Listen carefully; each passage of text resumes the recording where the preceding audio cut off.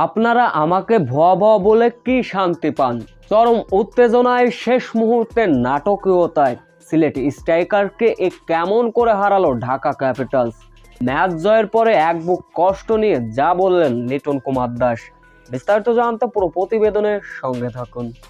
লিটন দাস ভুয়া, লিটন দাস খেলতে পারে না, তাকে বাদ দেওয়া হোক চ্যাম্পিয়ন ট্রফি থেকে। ভক্তদের মনের আশা অবশ্য পূরণ করলো বিসিবি, চ্যাম্পিয়ন ট্রফি থেকে বাদ দেওয়া হলো। তবে লিটন যেন বড্ড দেরি করে ফেললেন। বিপিএলে ব্যাট হাতে ফিরলেন রাজকীয়ভাবে। আজকের সিলেট স্ট্রাইকারের বিপক্ষে ব্যাট হাতে তাণ্ডব চালিয়েছিলেন।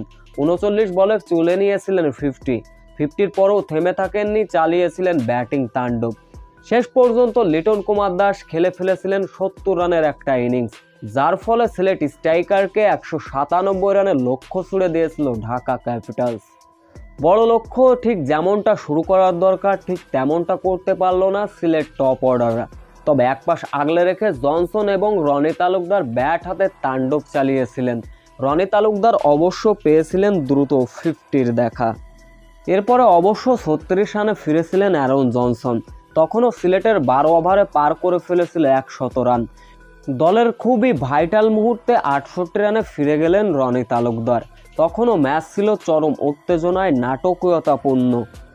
তবে এরপর জাকির আলী আরিফুলের ব্যাটিং ঝড়, যার ফলে শেষ 12 বলে সিলেটের জয়ের জন্য প্রয়োজন ছিল তখনও 40 রান। জাকির আলী এবং আরিফুলরা ব্যাটিং তাণ্ডব চালালেও শেষ মুহূর্তে নাটকীয়তায় হারে সিলেট স্ট্রাইকার্স। ম্যাচ সেরা লিটন দাস বলেন, আমাকে ভুয়া ভুয়া বলে আপনারা কি শান্তি পান? আমার হয়তো কষ্ট লাগে, তবুও আপনাদের সমালোচনায় আমার ফিরে আসার শক্তি।